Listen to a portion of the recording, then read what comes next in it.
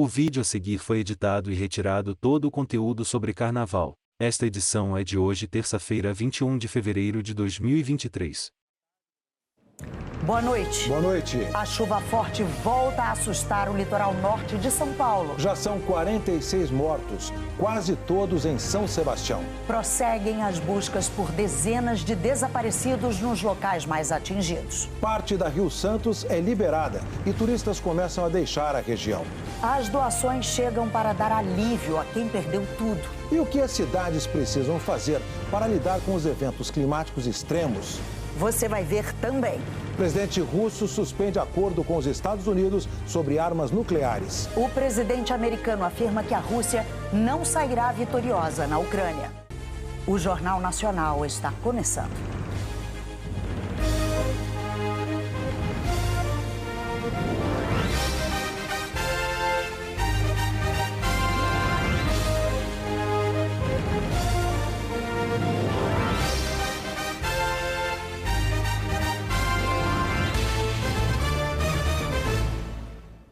Subiu para 46 o número de mortos pelas chuvas no litoral norte de São Paulo. Dezenas de pessoas estão desaparecidas e hoje pancadas de chuva voltaram a assustar os moradores da região. Foi só o céu escurecer para o pânico retornar. Vai desmoronar aqui tudo, vai cair tudo, eles acabaram de avisar, tira eles de lá. Uma corrida para abandonar as áreas de risco com o que dava para carregar. Você está indo para onde? Não, já tô ali pro abrigo. Vai para o abrigo? É. Não dá para ficar lá?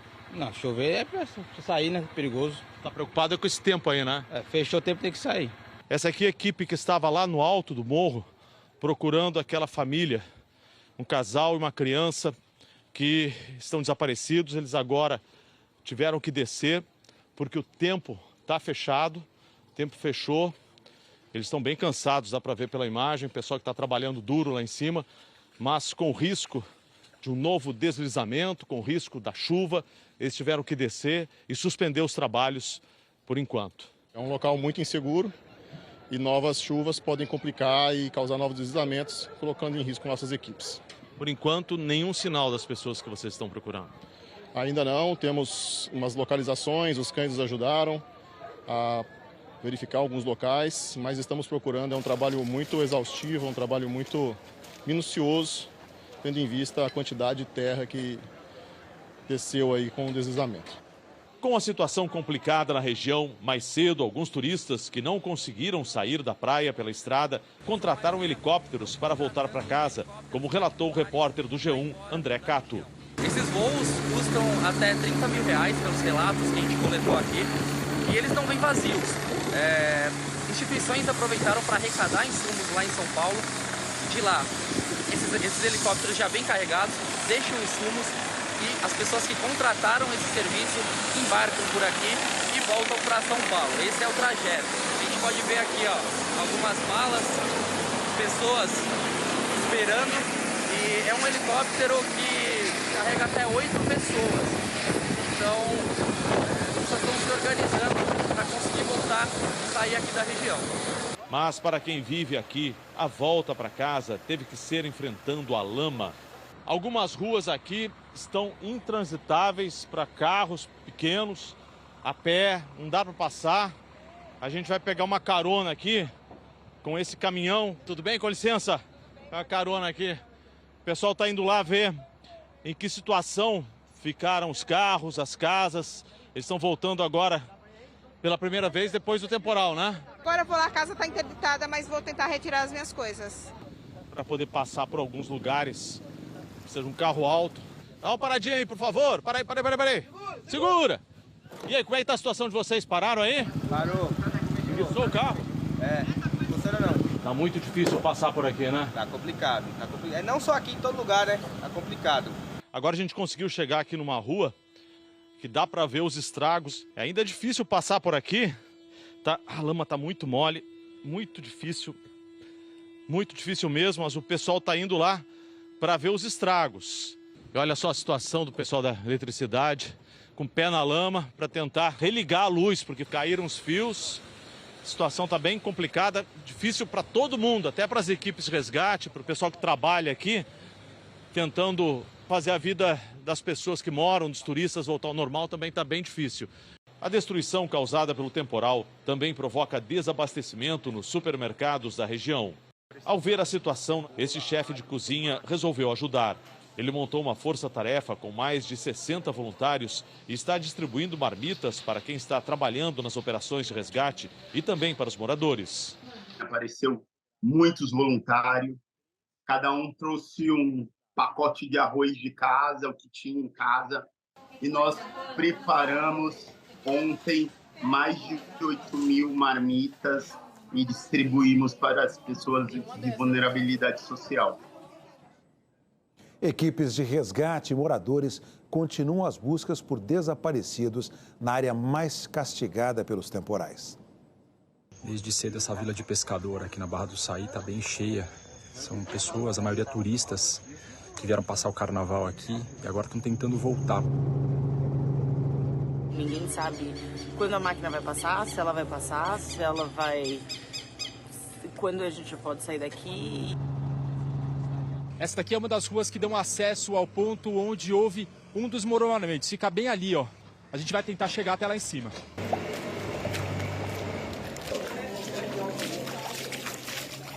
Hoje o Globocop sobrevoou as praias do litoral norte com o repórter Eliezer dos Santos.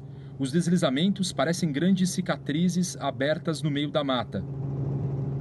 Os homens do Corpo de Bombeiros que ficam em pelo menos 3 frentes. Essa aqui é uma delas para a localização também de outras vítimas. As pessoas que moravam aqui, elas vêm até em casa e tiram o que podem para conseguir passar os próximos dias. Nós não perdemos tudo porque a casa nossa não chegou a cair, mas entrou água muito. Não tem como nós ficar lá dentro. Onde a senhora está ficando? Na casa da minha sogra, na Rua 2. Ao meio-dia, 4 cães farejadores da Guarda Civil Metropolitana de São Paulo chegaram para ajudar no trabalho de resgate. Se houver pessoas e corpos, com certeza eles localizarão e apontarão. Devido ao faro apurado, 25 vezes mais que o ser humano.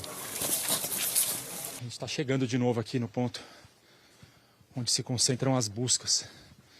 Fica na parte mais alta dessa comunidade.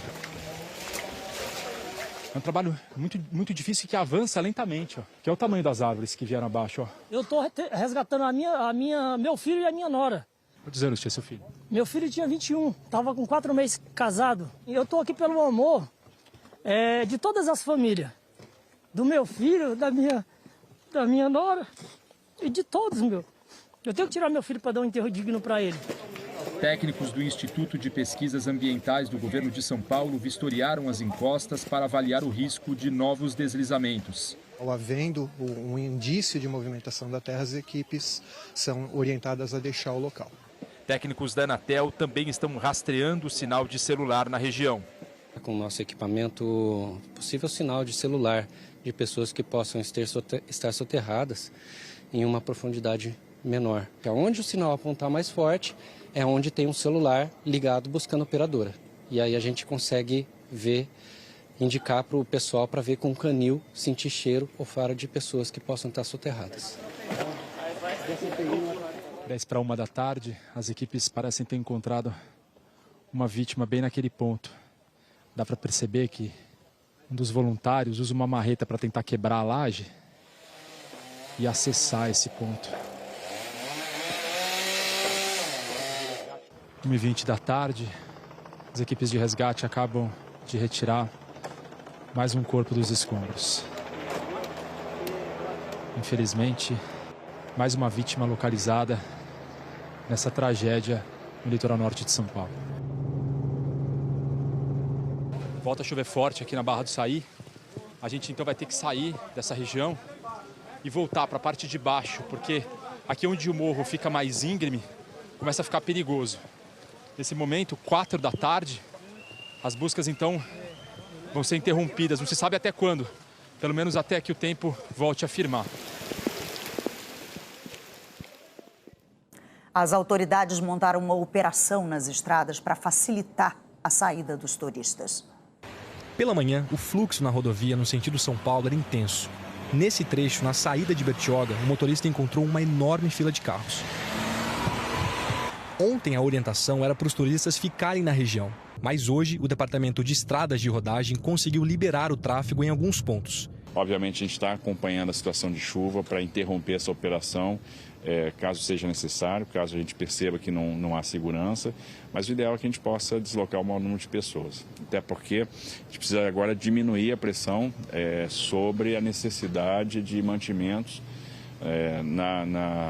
na região e o ideal é que a gente possa agora operar com a população local. Mas na hora de deixar a região é preciso ficar atento, porque muitos trechos continuam completamente bloqueados pela lama, árvores e pedras. Essa imagem de um trecho da Rio Santos dá a ideia da dimensão do estrago. Onde o tráfego foi liberado, há muita lentidão. Nossa equipe saiu do centro de São Sebastião rumo à Costa Sul. Na altura de Guaicá, a 9 quilômetros do centro, parte da pista cedeu barranco abaixo. As máquinas retiraram a lama da rodovia. Pela quantidade de entulho nos canteiros, a gente tem uma noção do que aconteceu. Mais para frente na estrada, a situação se repetia. A chuva levou morro abaixo, lama e pedras. Postes foram derrubados. Aqui, os carros passam por essa única via. Estávamos em Camburi. Em Camburi. Mas a gente tinha parentes lá na Vila Saí, onde teve o desastre. E a gente ficou... Ilhado, né? Um dia e meio ilhados. Sem água, sem luz, tá tudo... Incomunicável, não tem internet, não tem nada, nada. Aí parente da gente tá desabrigado, tudo desceu, as casas, tudo lá, tá trash. O trânsito funciona em comboios, liberando um sentido de cada vez. Essa família do interior de São Paulo, que passou os últimos dias em Camburi, decidiu voltar para casa porque já não encontravam mais mantimento no mercado. Tô desde as 8h30 tentando sair. Tá, porque já tá sem leite para as crianças, né? Então tem que correr para casa para pegar as coisas. Foram 5 horas de estrada até aqui na Barra do Saí, em um trajeto que ainda dava para ver muito estrago. A mesma viagem, em condições normais, duraria 2 horas. Aqui, na região mais atingida, a situação está longe de se tranquilizar, porque voltou a chover durante a tarde. As primeiras vítimas começaram a ser identificadas. Só o pai e a mãe participaram da despedida. O corpo do bebê de 9 meses, Levi Santos Oliveira, foi velado e sepultado em uma cerimônia rápida hoje em São Sebastião. Veio o tremor muito forte. Eu abracei ela, porque começou a cair a árvore, caiu 3 árvores na nossa casa. Corri, peguei o Levi, dei nos braços dela, só que no momento, na rua, foi onde veio uma segunda avalanche, pegou ela, minha mãe, meu filho, o outro de 12 anos. Parte da família ainda está se recuperando dos ferimentos em um hospital de Caraguatatuba. Essa estrutura montada para os eventos de carnaval aqui em São Sebastião agora foi destinada a um velório coletivo. Por enquanto, ela permanece fechada com placas de metal e não há previsão de quando o velório será realizado. Isso porque a maior parte das vítimas identificadas foi levada para outras cidades. É o caso dos primos Dandara Cazé, de 10 anos, e Eduardo Cristã, de 11. Os corpos vão ser levados para Santo André, no ABC Paulista. Os pais de Dandara estão internados em Caraguatatuba. Famílias inteiras desapareceram na tragédia. Os maranhenses Felipe Souza, de 9 anos, e a irmã Joina Souza, de 16, estão entre as vítimas identificadas. O pai, a mãe e o irmão mais novo deles seguem desaparecidos. E essa família de São Sebastião é mais uma entre as vítimas soterradas. Bruna Benício dos Santos, de 28 anos, a filha dela, Maria Clara, de 8, a mãe dela, Ângela, e o padrasto Genival tiveram os corpos reconhecidos por parentes. Hoje foi desativada a unidade provisória do IML em São Sebastião. Os corpos estão sendo levados para o IML de Caraguatatuba. A angústia é grande para quem busca notícias de parentes desaparecidos. O irmão da Heloísa mora em Barra do Saí, que é a região mais afetada pelos deslizamentos. Tem gente que mora na mesma rua que ele, mandou mensagem, disse que as casas estão todas caídas, mas não viram ele lá, ninguém viu ele lá, ninguém encontrou ele lá ainda. Também há histórias de esperança em meio à tragédia. A Nicole nunca vai esquecer a união da vizinhança para salvar os filhos gêmeos dela de apenas 1 mês. Eu nem sei explicar. Toda vez que eu olho para lá, para o morro, eu fico em choque, porque eu achei que eu não fosse sair viva de lá. O repórter Wallace Lara está em Caraguatatuba e tem as informações sobre o atendimento aos feridos. Wallace, boa noite. Boa noite, Ana Luísa, boa noite, Heraldo, boa noite a todos. 21 pessoas resgatadas estão aqui no Hospital Regional, 7 delas em estado grave, incluindo crianças de 3, 4 e 9 anos de idade. Hoje, um paciente em estado grave de 45 anos foi resgatado e veio de helicóptero. À tarde, o governador de São Paulo, Tarcísio de Freitas, do Republicanos, fez uma visita aqui ao hospital e anunciou que na quinta-feira um navio da Marinha chega a São Sebastião. O navio vai funcionar como hospital de campanha. A embarcação conta com mais de 200 leitos e é equipado com UTI completa e ambulâncias. O navio trará também 6 helicópteros, 180 fuzileiros navais e equipamentos para ajudar no trabalho de desobstrução de estradas nas cidades afetadas. Ana Luísa, Heraldo. Obrigada pelas informações, Wallace. O Ministério dos Direitos Humanos e da Cidadania informou que o Disque 100 está disponível para que pessoas atingidas pelas chuvas peçam ajuda ou informações sobre os desabrigados ou desaparecidos. O serviço é gratuito e liberado 24 horas por dia. O governo de São Paulo já anunciou a liberação de R$90 milhões em crédito para as prefeituras no trabalho de recuperação dos estragos no litoral norte. Também criou uma linha emergencial para ajudar profissionais do setor de turismo. Vamos ver então como fica o tempo nos próximos dias. Eliana Marques, boa noite. Oi, Ana Luísa, boa noite para você, para o Heraldo e boa noite também para você. Pelo menos até sexta-feira tem previsão de muita chuva no litoral de São Paulo e em todo o leste do estado. Quem avisa é a Defesa Civil Paulista. O acumulado nesses dias pode chegar a 150 milímetros no azul claro, onde está a região metropolitana. Até 200 milímetros no azul intermediário, no litoral norte e na Baixada Santista. E até 250 milímetros no azul escuro, em parte da Serra da Mantiqueira. Em algumas áreas, esses volumes equivalem à média de chuva de todo o mês de fevereiro, só que podem ser registrados em apenas 4 dias. E nesses locais ainda tem possibilidade de ventos fortes, com até 100 km por hora, segundo o Instituto Nacional de Meteorologia.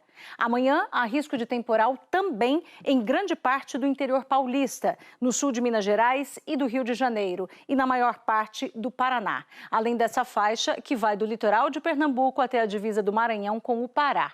Belém, São Luís, Fortaleza e Natal estão na rota da chuvarada, assim como João Pessoa, Recife, Rio de Janeiro e Curitiba.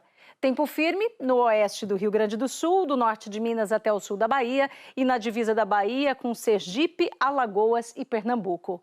No centro-oeste fica abafado e chove pouco. Em Goiânia, 32 graus, em Cuiabá, 31, em Campo Grande, 29 e em Brasília, 28 graus.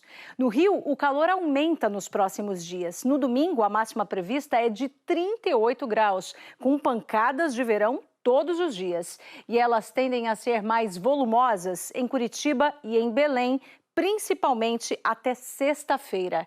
São Luís e Fortaleza têm a mesma condição, de muitas instabilidades até o fim da semana. Ana Luísa e Heraldo. Obrigada, Eliana. Ainda nesta edição, os desafios das cidades com o aumento dos eventos climáticos extremos. O segundo melhor tenista do mundo, o espanhol Carlos Alcaraz, está no Brasil, mas bem longe da folia. Mesmo assim, conseguiu um passeio especial antes da disputa do torneio Rio Open. O primeiro voo de Carlos Alcaraz num helicóptero não poderia ter uma vista melhor. Uma bela paisagem para dar as boas-vindas a um astro do tênis. Numa idade em que a maioria ainda não passa de promessa, apenas 19 anos. Depois do pouso no Pão de Açúcar, ele também virou atração para os turistas que curtem a cidade no carnaval. Essa diferença não que... Para o Alcaraz, o Brasil é muito diferente da Espanha e poder ver o Rio de cima é uma maravilha. O país desde arriba é uma maravilha. A visita ao Pão de Açúcar foi um pedido do Carlos Alcaraz à organização do Rio Open. Ano passado, ele foi ao Cristo Redentor e queria mais uma vez ter uma vista privilegiada do Rio de Janeiro, cidade que se tornou muito importante para ele.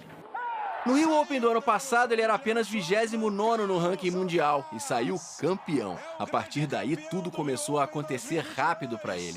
Se tornou o mais jovem tenista a chegar ao topo do ranking mundial depois de vencer o Aberto dos Estados Unidos ano passado, um dos 4 torneios mais importantes do planeta. Mas perdeu o posto para Novak Djokovic. Alcaraz ficou quase 4 meses fora das competições por causa de uma lesão na perna direita em novembro. Em segundo no ranking atualmente, ele conta que foi um período bastante duro. Queria muito jogar o Aberto da Austrália, mas teve que ficar em tratamento. Domingo, Alcaraz conquistou o título no torneio de Buenos Aires, o que, na opinião dele, dá muita confiança para a sequência da temporada. As notícias boas continuam. Essa semana, Alcaraz foi indicado ao Laureus, o Oscar do esporte. Vai disputar o prêmio de atleta revelação. E nesse jovem coração espanhol, tem um lugar guardado para a cidade maravilhosa. Rio vai ser sempre especial para você? Sempre especial. A seguir, Vladimir Putin suspende acordo nuclear com os Estados Unidos. Doações trazem alívio a quem perdeu tudo no litoral norte de São Paulo.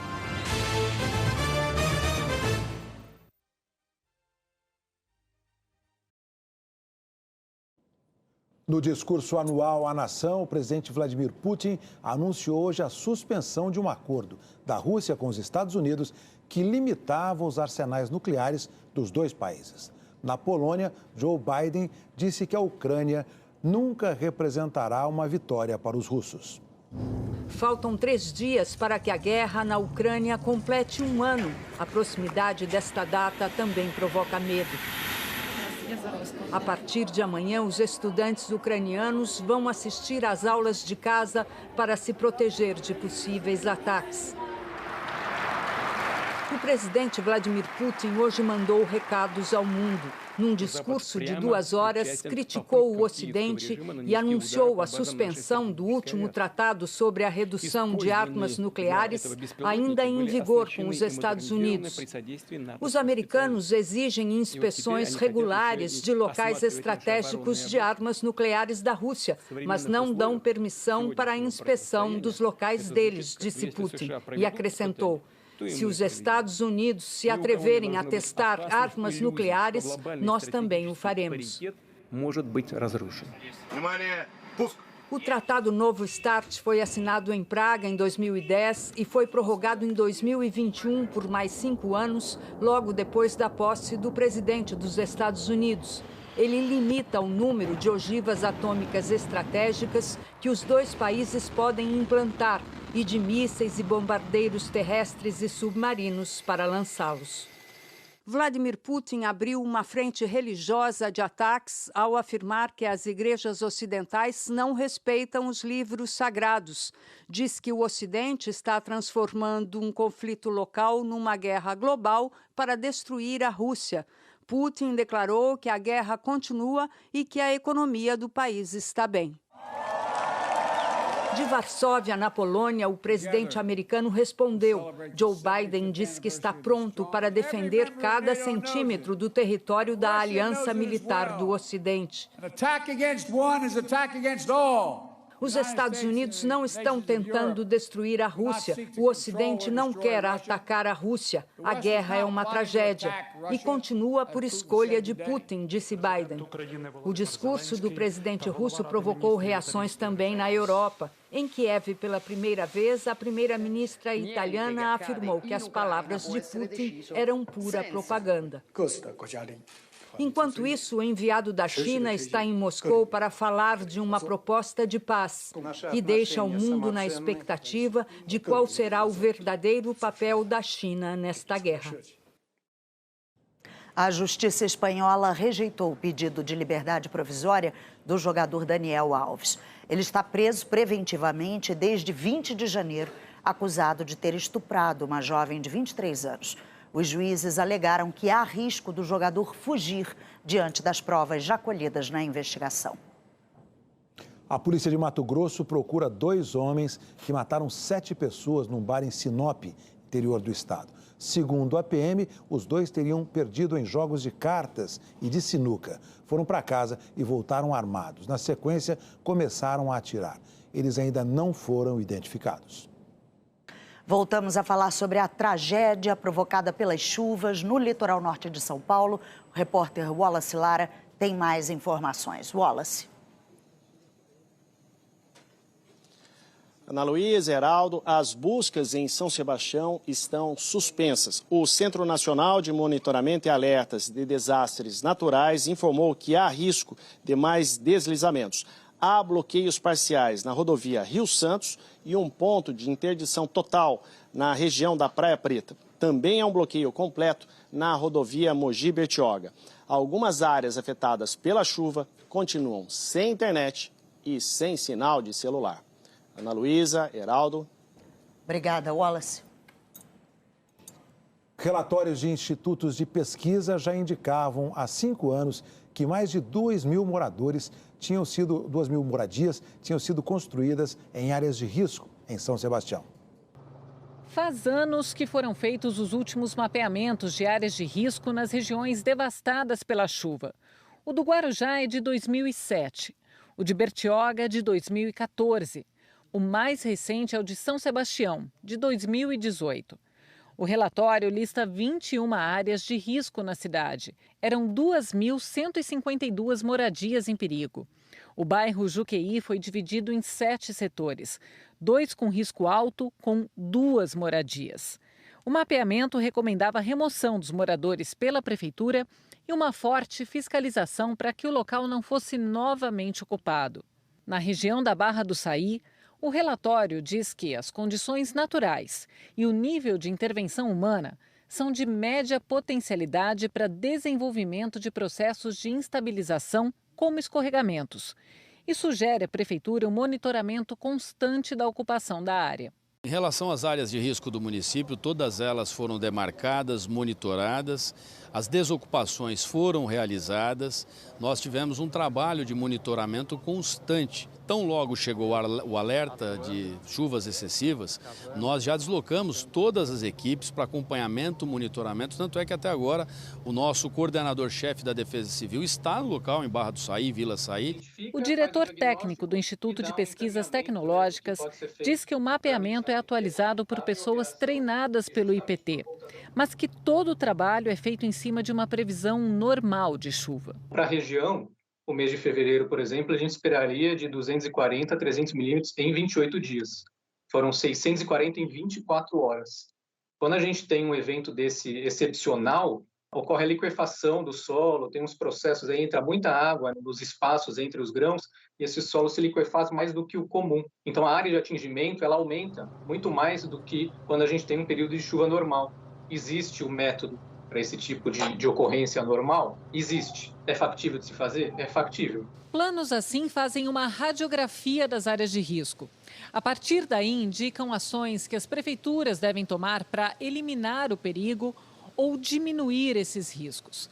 Na temporada de chuvas, entra em operação o Plano Preventivo de Defesa Civil, justamente para evitar que pessoas enfrentem deslizamentos ou alagamentos.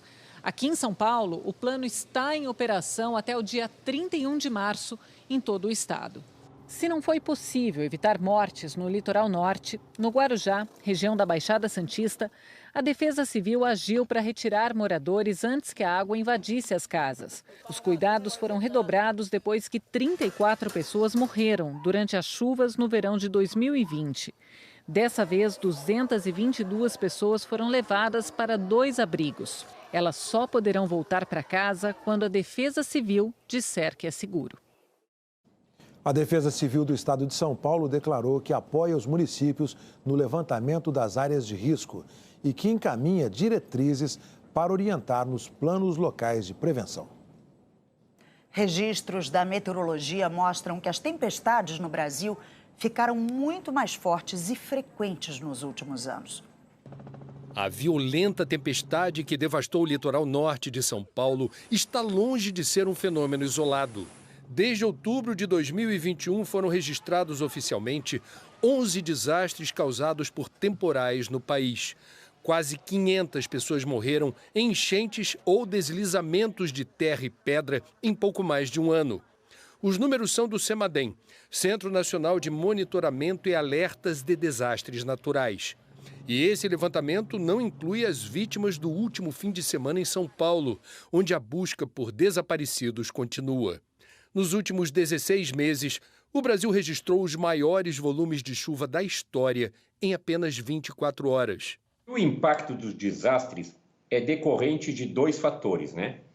Um são os eventos meteorológicos extremos, que nós sabemos que estão aumentando por conta das mudanças climáticas, e outra pela vulnerabilidade e exposição das pessoas, que também está aumentando. Existe hoje no Brasil aproximadamente 40 mil áreas de risco, onde vivem mais de 10 milhões de brasileiros, segundo o CEMADEM. Esse número equivale às populações de Belo Horizonte, Salvador, Fortaleza e Manaus somadas. Apesar das evidências, esse grave problema não inspirou até o momento uma política pública capaz de reduzir o risco de novos desastres. O descaso se revela nos números do orçamento federal. Levantamento da Associação Contas Abertas mostra que os valores destinados para a prevenção de desastres naturais vêm caindo desde 2014 e registraram os piores índices nos últimos 4 anos. Para este ano, por decisão do governo anterior, foram reservados pouco mais de R$1 bilhão em ações de prevenção e atendimento emergencial. Além de os valores serem muito abaixo do necessário, nunca são totalmente gastos por falta de planejamento.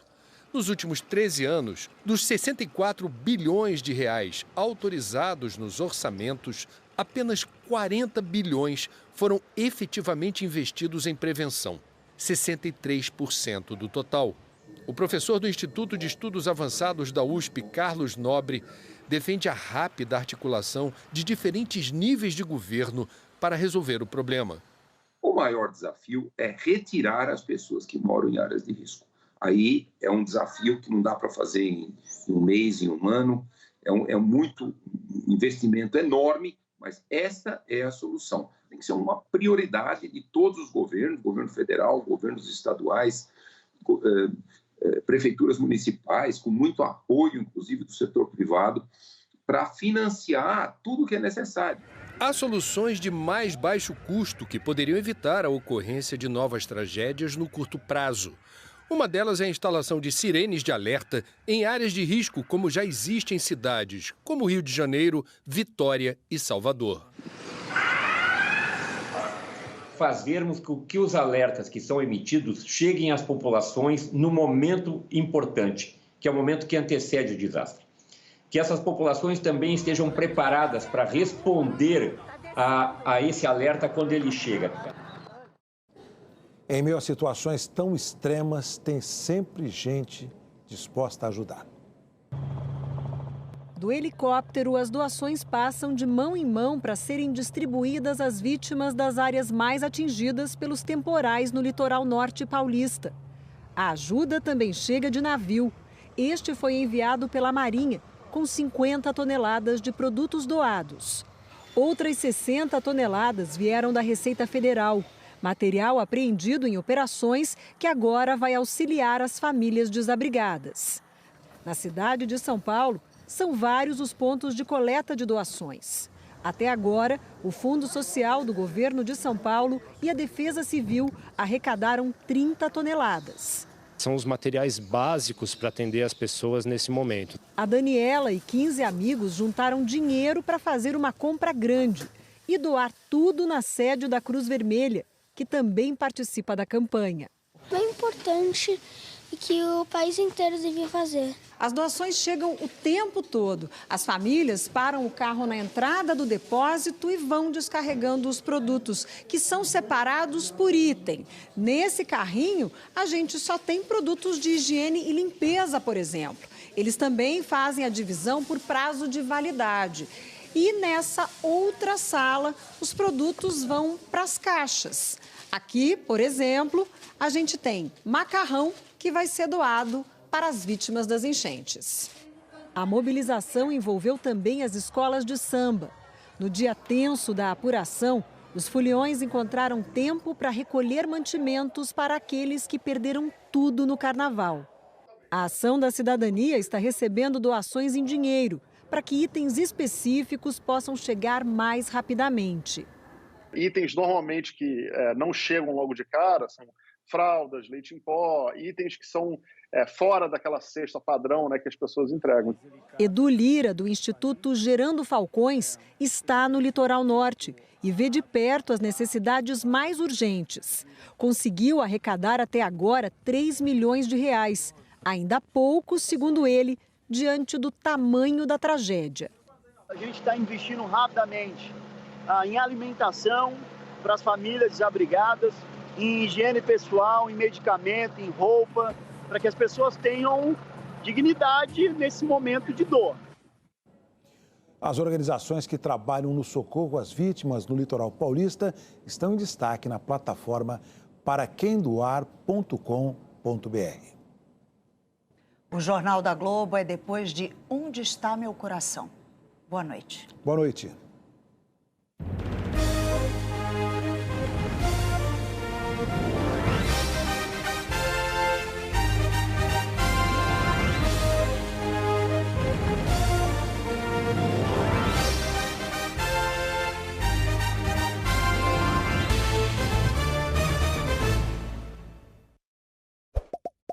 Inscreva-se no canal para receber a edição de amanhã também.